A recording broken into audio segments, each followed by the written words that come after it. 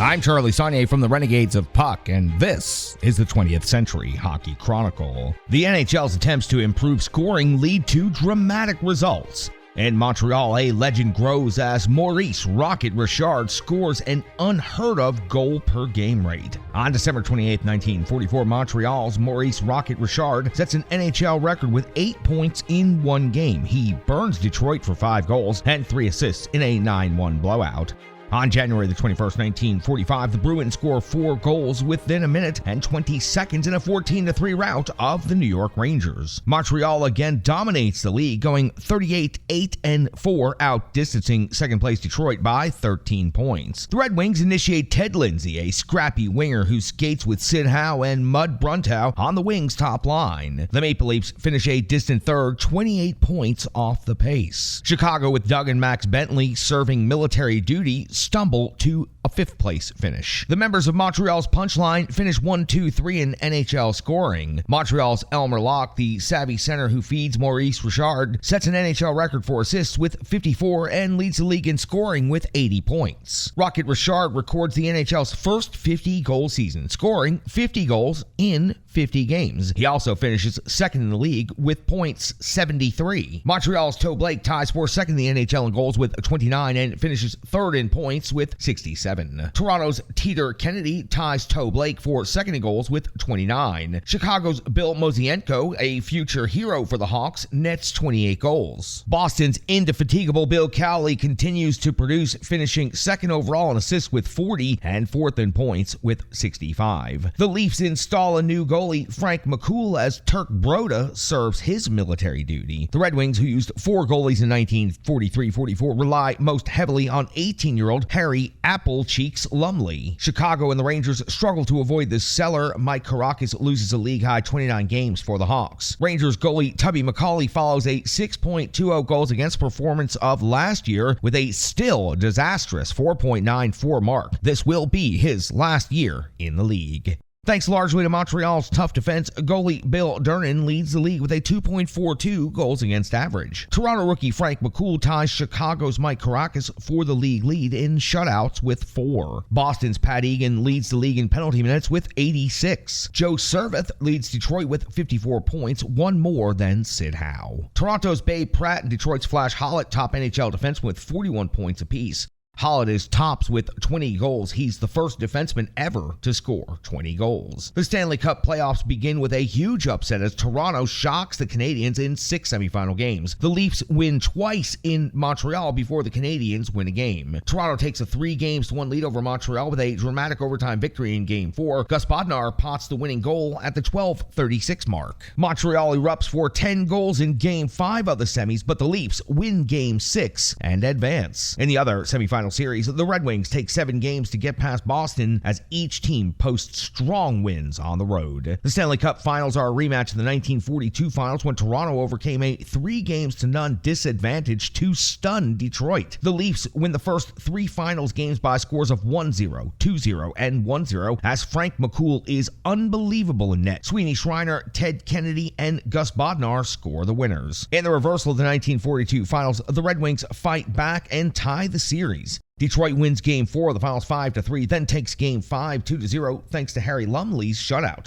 Game 6 of the Finals is scoreless after regulation, but the Wings break the deadlock at 14-16 of OT. Eddie Bruntow, whose older brother Mud scored the goal to end the longest game ever, nets the winner. The Leafs respond with a tense 2-1 victory in Game 7. Babe Pratt scores the winner, and Toronto captures its 4th Stanley Cup. Teeter Kennedy leads Toronto in all playoff scores in goals with 7. Detroit's Joe Carveth is the postseason scoring champ with 11 points. The Canadiens' Elmer Locke, the center of the punchline, captures the Hart Trophy. Teammate Bill Durnan again runs away with the Vezina Trophy. Frank McCool nabs the Calder Trophy, while Chicago's Bill Mosienko wins the Lady Byng. 4 members of the Maple Leafs who fought in World War II were Billy Taylor, Gay Stewart, Sil Apps, and Bud Poyle. Among the worries that these brave soldiers faced was the concern that their on-ice jobs would be gone when they returned from the war. Although many of the stars found their old roster spots waiting for them, many others had simply grown too old to compete against the younger legs that had replaced them. Over the course of his 11-year NHL career, Flash Hollett had proved he was no slouch. Traded from Boston to Detroit in 1944, he was on the verge of entering his golden years. In 44-45, Hollett sparked the Red Wings defense. He scored a flashy 20 goals, more than any other backliner had ever scored. Maple Leaf center Ted Teeter Kennedy entered his third season of NHL play in 1944-45.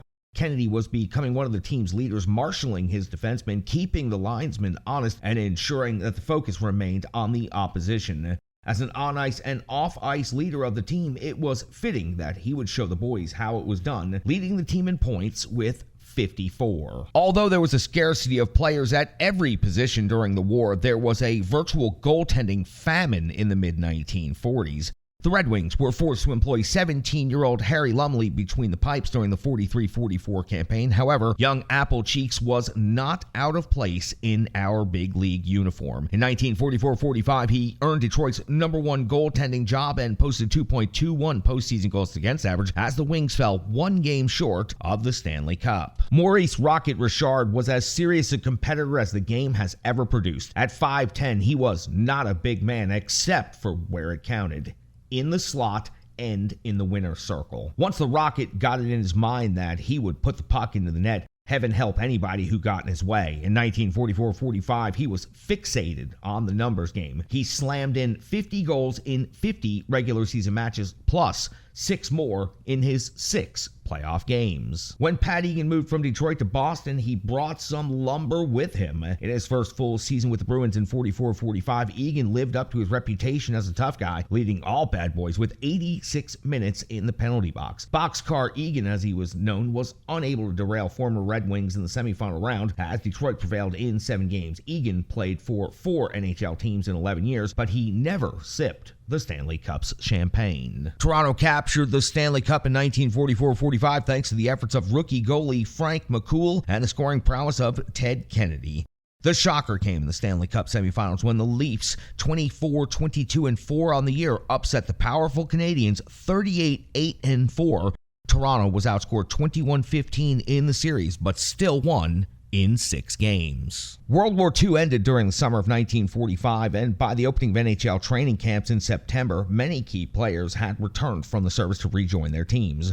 The Rangers had been the hardest hit club by far, as they had lost much of their first-place 1942 squad to the armed forces. They finished last for 3 straight seasons, 42-43, 43-44, and 44-45, and eagerly awaited their returning stars. When we went to camp, said Coach Frank Boucher, we had 6 of the soldiers back, but it soon became apparent that most of them could not regain the skills that had made the Rangers soar. Indeed, most of the NHL's returning stars had lost their touch when they returned. The Rangers also suffered the loss of captain and all-star defenseman Art Coulter, who retired after serving in the U.S. Coast Guard. As a result, the Rangers finished last again in 1945-46 with a 13-28-9 record. Bruins goalie Frank Brimsek returned to Boston from his Coast Guard stint, but, like the returning Rangers, didn't display the same skills as before. The same could be said for the Krautliners Bobby Bauer and Woody DeMart. Although their center Milt Schmidt returned to his pre-war level of excellence, Toronto goalie Turk Broda still retained his youthful skills, but he returned too late in 45-46 to help the Leafs, who finished out of the playoffs. By contrast, the Canadiens' post-war regeneration suffered least. Many of their stars, Maurice Richard, Bill Durnan, Toe Blake, etc., had not gone to war, and they entered the 45-46 campaign without missing a beat. Durnan was still the world's best goalie, Richard the most dangerous scorer, and Emile Butch Bouchard the best defenseman. Several critics, among them Boston Bruins manager Art Ross, had branded the Canadiens as strictly a wartime club, but Richard and company maintained their superiority even after the war. As historian Ricky Black noted, the Canadiens were capable of winning hockey games, war or no war. Les Habs, led by the punchline, continued their explosive attack. Coach Dick Irvin employed a fire wagon style of hockey that pushed the Canadiens to first place and on a joyride throughout the playoffs. They swept Chicago in the opening round and rapidly dispatched the Bruins in the Stanley Cup Finals 4-1. Fans flocked to the arenas in 45-46 thanks to such magnetic attractions as Chicago's Max Bentley, who won the scoring title, 31 goals, 30 assists, 61 points overall, as well as the Hart Trophy. Though many of the returning stars had lost a step, soothsayers predicted a good good times ahead for the NHL. After all, if the league could survive a decade of depression and 5 years of World War, then the succeeding years should be exciting and profitable. As it turned out, their predictions were right on target. Applications for NHL franchise are filed in Philadelphia, Los Angeles, and San Francisco. The Philadelphia Arena Company of the American Hockey League seeks a court injunction prohibiting operation of an NHL franchise in their market. The Hall of Fame, 16 years before its completion of its building, names 14 inductees. Among the initial Hall of Fame inductees are Hobey Baker, Chuck Gardner, George Vezina, Howie Morenz, Art Ross, Frank McGee, and Lord Stanley of Preston. In Boston, Art Ross steps down as coach and is replaced by Dick Clapper. Chicago's Max Bentley returns from the military in time for the season. Bruins goalie Frank Brimsek returned to the NHL after spending 2 years in the service. Boston's Krautline, Milt Schmidt, Bobby Bauer, and Woody Dumart returned to the NHL after 3 long years in the Royal Canadian Air Force. The Rangers reunite Neil and Matt Colville with Alex Shibicki, but the Warriors have taken their toll and the line fails. The Maple Leafs are bolstered by the return of Sil Apps, Gay Stewart, and Don Metz from military duty. Babe Pratt, Toronto's former Hart Trophy winner, is suspended for 9 games after admitting to placing bets on hockey games. Coach Dick Irvin guides the Montreal Canadiens to another regular season title, 28-17-5 overall. They give up the fewest goals in the league for the 3rd straight year. The Bruins, with a rejuvenated lineup, climb from 4th place to 2nd place. Chicago's Pony Line, Max and Doug Bentley with Bill Mosienko help the Hawks lead the NHL in goals with 200 total. Gay Stewart leads the NHL in goals with 37, second in scoring with 52 total points. Montreal center Elmer Locke is the league leader in assists with 34 for the 2nd straight year. The Blackhawks' Matt Bentley is 2nd overall in both goals, 30, and assists, 31. He wins the points title with 61. Montreal's Toe Blake is 3rd in goals with 29. Blake ties Chicago's Clint Smith for 3rd place in points with 50. Maurice Richard finishes 5th in points, 27 goals, 21 assists for 48 points, 1 year after he has his historic 50-goal season. Montreal's Bill Durnan captures the goals against title, 2.60.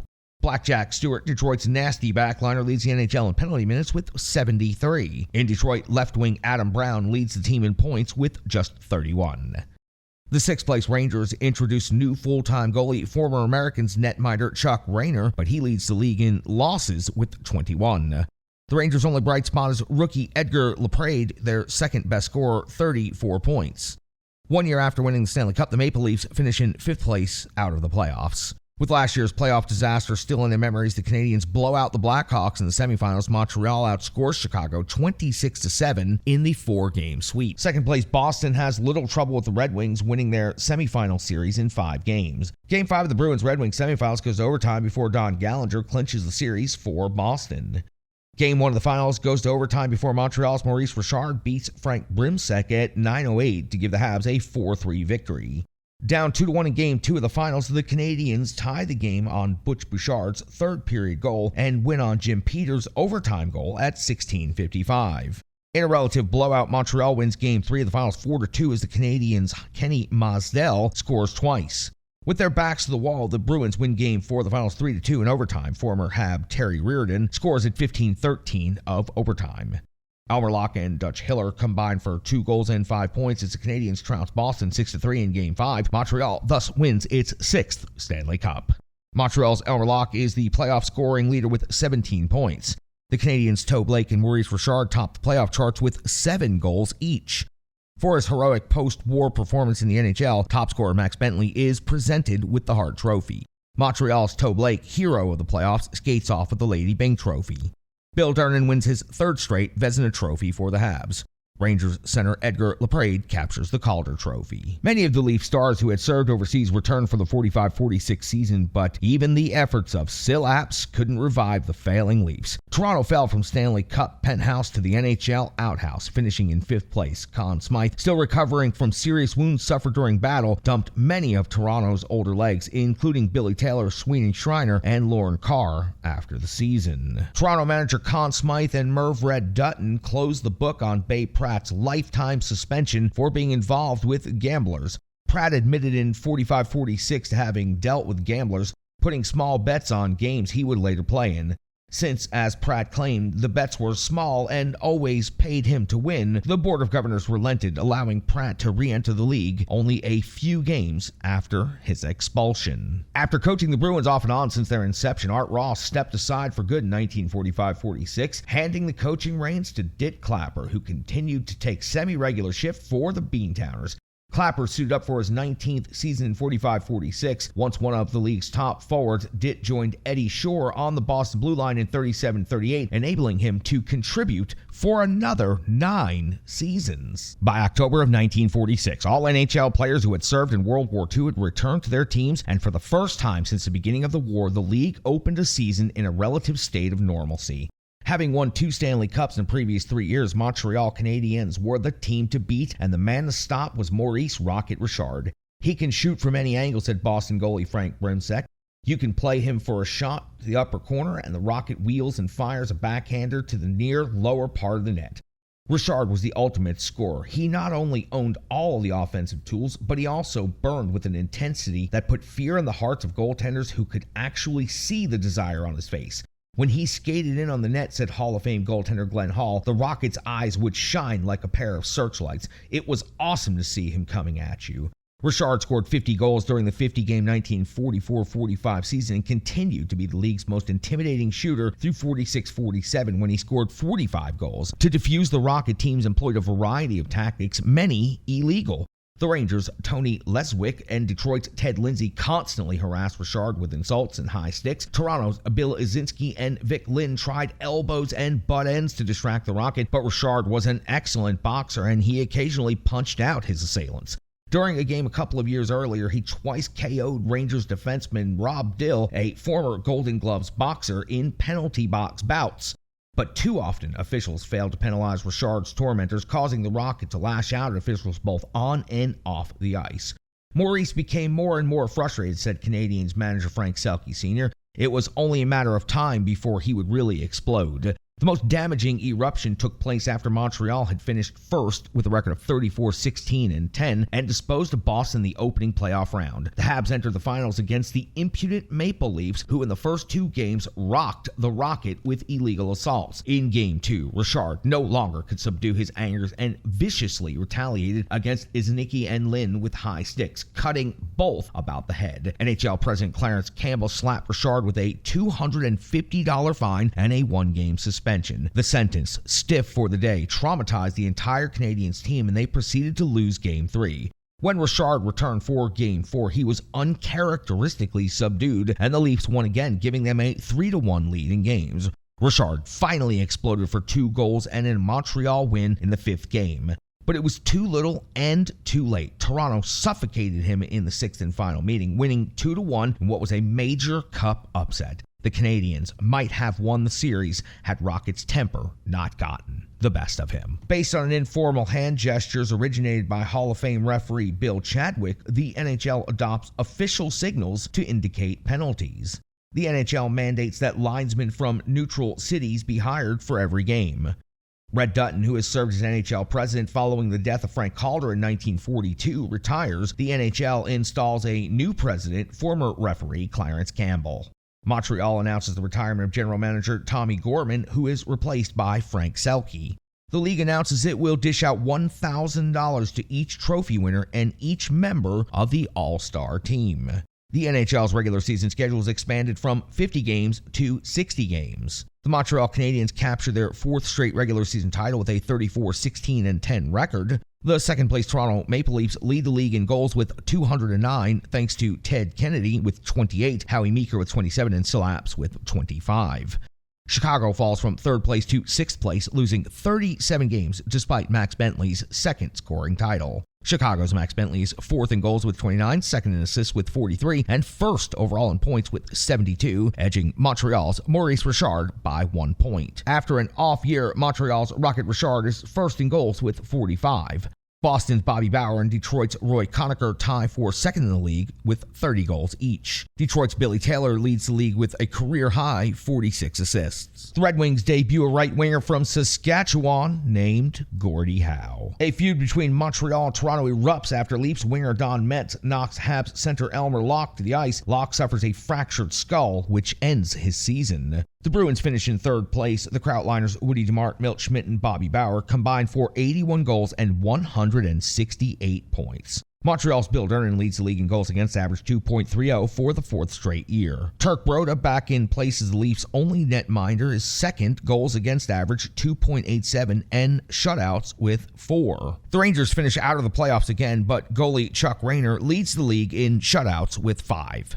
On January 8, 1947, Toronto's Howie Meeker sets an NHL rookie record with 5 goals in a 10-6 win over Chicago. On March 16, 1947, Detroit's Billy Taylor sets an NHL record with 7 assists in a 10-4 win over Chicago. Toronto defeats Detroit 3-2 in Game 1 of their playoff series as Howie Meeker wins it with an overtime goal. The Wings roar back in Game 2, winning 9-1. The Leafs bounce back with 3 straight wins, outscoring the Wings 14-3 to advance to the finals. In the other playoff series, Montreal wins the first 2 games, the second on an OT goal by Ken Musdell, before Boston prevails in Game 3. Montreal's awesome offense overwhelms Boston in Game 4, 5-1. John Quilty scores in double OT of Game 5 to put Montreal in the finals. The blowouts continue in the finals as Montreal stuffs Toronto 6-0 in Game 1.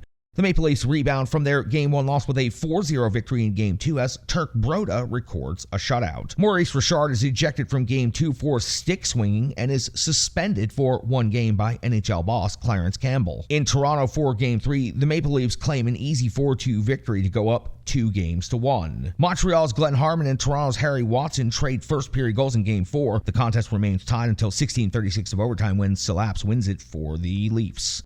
Their backs to the wall, the Habs take Game 5, 3-1 on Maurice Richard's 2 goals. Buddy O'Connor scores at 25 seconds of Game 6 to give the Habs the early lead. However, Toronto's Vic Lynn and Teeter Kennedy score to give the Leafs a 2-1 win. The Leafs capture their 6th Stanley Cup. Maurice Richard leads all playoff scorers with 6 goals and 11 points. Maurice Richard captures his first Hart Trophy. Amazingly, it's the only one he'll ever win. Montreal's Bill Durnan grabs his 4th straight Vezina Trophy. Boston's Bobby Bauer wins the 3rd Lady Byng Trophy.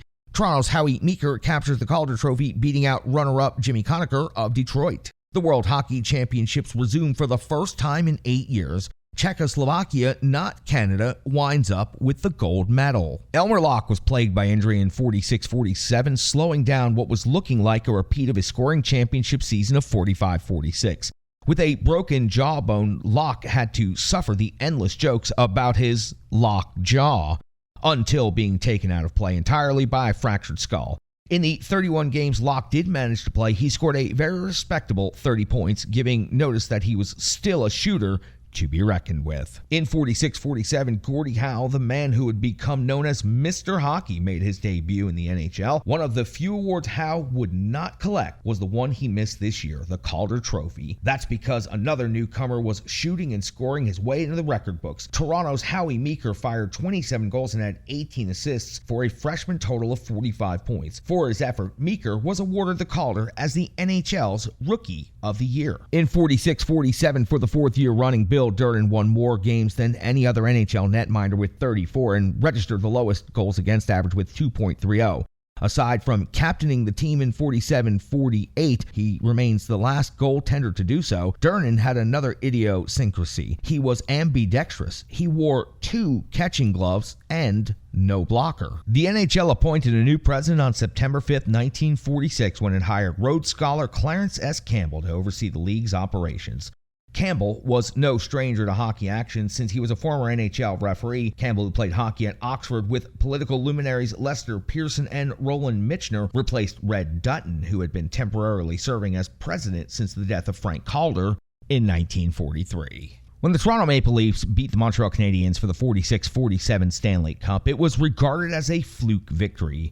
Leafs owner Conn Smythe was well aware of the criticism and was determined to build a stronger, deeper team. "We had 2 great centers in Sillaps and Ted Kennedy," said Smythe. "If we could get one more, our strength down the middle would make us the best." To achieve this goal, Smythe took an enormous gamble. He traded the youthful and talented Flying Forts line of Bud Poyle, Gay Stewart, and Gus Bodnar, as well as highly regarded defenseman Bob Goldham and 1942 Cup hero Ernie Dickens, to Chicago. In return, he received 1946-47 scoring scoring champion Max Bentley and minor leaguer Cy Thomas. At the time, it was considered the biggest trade in hockey history, and the deal did precisely what Smythe had hoped, turning the Maple Leafs into a perfectly balanced hockey machine.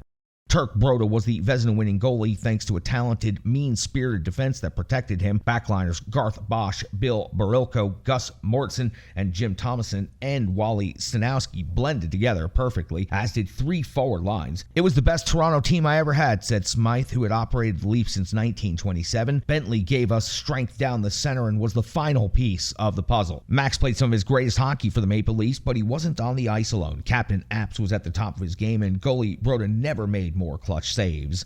As Nicky was belting everyone in sight, and Kennedy line developed into one of the most exciting units since the days of Premu Jackson and Conacher. Moreover, another youngster, Barilko, had arrived in 46-47 to give the Leafs some zip. Only 19 years old at the time, Barilko had been playing for the Hollywood Wolves of the old Pacific Coast League. Smythe phoned Coach Tommy Anderson for a report on Barilko. "He's pretty green," said Anderson, "but he's a big boy and not afraid of anyone, and he learns fast." Barilko learned fast. By the 1947-48 season, he had developed snake hips body check that put the fear of God into opponents. Elmer Locke of the Canadiens said Barilko is the hardest hitter in the league. "When he hits you, he hurts you." Toronto finished the 47-48 season in first place with a record of 32-15-13, and their success was no longer considered a fluke. The Leafs flew past Boston in the semifinals 4-1 and steamrolled the Red Wings in the finals. The Wings were no match for Smythe's greatest team. With the three lines clicking and Broda deflecting the rubber, Toronto broomed Detroit in 4-game humiliating the Wings 7-2 in the finale. The 2 straight cups, the Maple Leafs were on their way to becoming a dynasty. The league introduces several measures, including awarding goals and penalty shots and assessing major penalties to eliminate stick throwing. Future Canadiens goalie Ken Dryden is born August 8, 1947, Hamilton, Ontario. Art Ross donates the Art Ross Trophy to the NHL. It will be awarded annually to the NHL's scoring leader. The first annual All-Star Game is held October 13, 1947. The Leafs, defending Cup champs, lose to the NHL team of All-Stars 4-3. In a move they will regret, the Habs trade Buddy O'Connor, a sleek center, to the Rangers. Buddy O'Connor teams with Rangers' Phil Watson and Brian Hextall, and the trio notches 115 points. New York finishes in 4th place. Montreal suffers the loss of Toe Blake. He breaks his ankle in January, ending his career at the age of 35. As Toe Blake's career ends, the Habs watch the emergence of a new star, rookie defenseman Doug Harvey. With so many changes, the Habs fall out of the playoffs for the first time in 8 years. Detroit's fiery Ted Lindsay emerges as the scoring ace, notching a league-high 33 goals. The Red Wings put together a new front line: Ted Lindsay, Sid Abel, and Gordie Howe. The Motor City Trio is dubbed the Production Line. New York's Billy Taylor is suspended for life for betting on games. Don Gallinger, Taylor's teammate with the Bruins, is also suspended for gambling. Playing without his brother Max, Chicago's Doug Bentley leads the NHL in assists with 37. Montreal's Elmer Locke captures his second scoring title with 61 points. He thus wins the first Art Ross Trophy.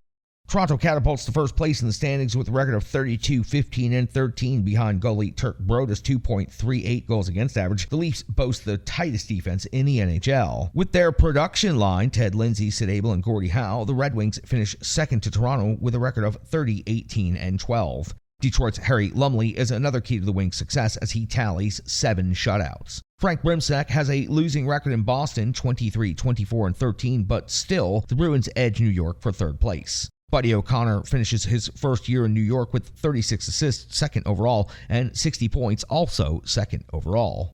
The mercurial Rocket Richard follows his 45-goal season with 28, third best in the league.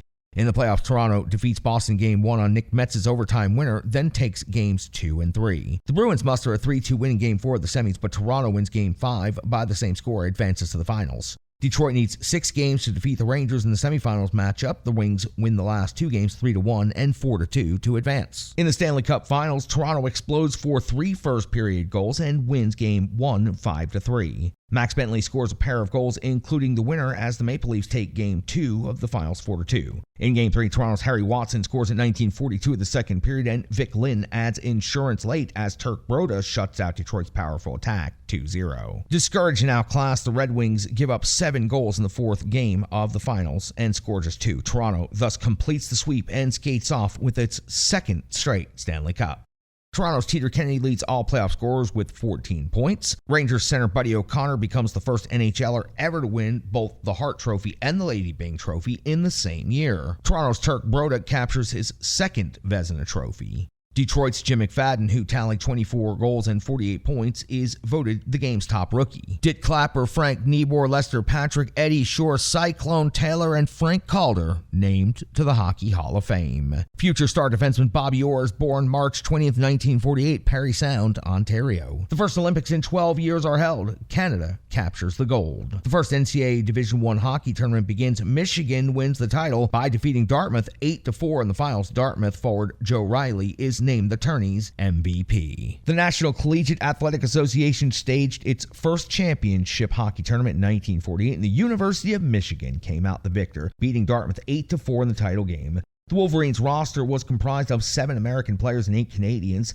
including Toronto and Al Renfrew. In 1964, Renfrew would coach the Wolverines to their 7th NCAA title, a record that has never been matched. The fabled production line debuted in Detroit in 47-48, and the three teammates quickly became a smooth-running machine. Ted Lindsay was a rambunctious competitor with a lightning-fast wrist shot. Sid Abel was the team captain with a veteran savvy, and Gordie Howe was the blossoming newcomer who could shoot from the right or left side with equal dexterity. In 1947-48, the trio combined for 63 goals and 124 points, but the best was yet to come. Having won 2 consecutive Stanley Cups, Toronto had established itself as the team to beat in 1948-49, despite the premature retirement of Captain Sil Abs. Determined to win the 3rd straight cup, Leaf boss Conn Smythe laid down a rule for his skaters. If you can't beat them in the alley, you can't beat them on the ice. As a result, some of the white-hot rivalries developed between the Leafs and other clubs, particularly the Red Wings and Canadiens. On New Year's night, 1949, Canadiens defenseman Ken Reardon took a few machete-like swings with his stick at the head of Toronto center Cal Gardner, who quickly retaliated. The bout cost each player $250 and a 1-game suspension. In an issue of Sport magazine, Reardon vowed an escalation of the war. "I'm going to see that Gardner gets a mouthful of stitches," vowed Reardon. "I may have to wait a long time, but I'll get even." NHL President Clarence Campbell issued $1,000 bond, warning to Reardon if he attacked Gardner again, he would blow the bond. The Red Wings also nurtured a big-time hate for Toronto, having lost to the Leafs in 2 straight playoffs. Leafs right-winger Bill Ezenicki and Detroit left wing Ted Lindsay carried a running feud through the season, and even Detroit goalie Harry Lumley and Toronto netminder Turk Broda engaged in a post-game bout at center ice. Meanwhile, the Red Wings-Canadiens confrontations continued to sizzle throughout the regular season. Maurice Richard was the prime object of the Wings' disaffection. Detroit's Sid Abel zeroed in on Rocket whenever possible, and young Gordie Howe hassled Richard at every turn. A powerful club, the Motor City Sextet took the regular season title 34-19-7 and collided with the Canadiens in the first round of the Stanley Cup playoffs. In the opening playoff game, the Red Wings literally struck the first blow when defenseman Black Jack Stewart broke Montreal center Elmer Locke's jaw with a controversial body check. "Elmer doesn't carry the puck in his teeth," said Montreal coach Dick Irvin, "but that's where they've been checking him." Irvin's objections went for naught as Detroit won the series in 7 games. Detroit met Toronto in the finals and thus had a chance for revenge, but the Leafs' heavy hitters, led by Ezenicki and Bash and Bill Barilko, neutralized the Detroiters in a manner that left critics astonished. Despite finishing 18 points behind the Wings in the regular season, the Leafs took the first 2 games in Detroit and then claimed a pair of 3-1 victories in the Gardens. Intense motivation was a mighty factor as the Leafs simply outworked Jack Adams' club. With the second sweep, Toronto became the first NHL team to win 3 straight Stanley Cups. However, the Red Wings and Canadiens weren't about to tip their hats to the dynastic Maple Leafs. The bitter rivalries would pick up again in the fall of '49. I'm Charlie Saunier from the Renegades of Puck, and this has been the 20th Century Hockey Chronicle. If you'd like to support more projects like this, please follow the Renegades of Puck on all social media platforms and also visit renegadesofpuck.com.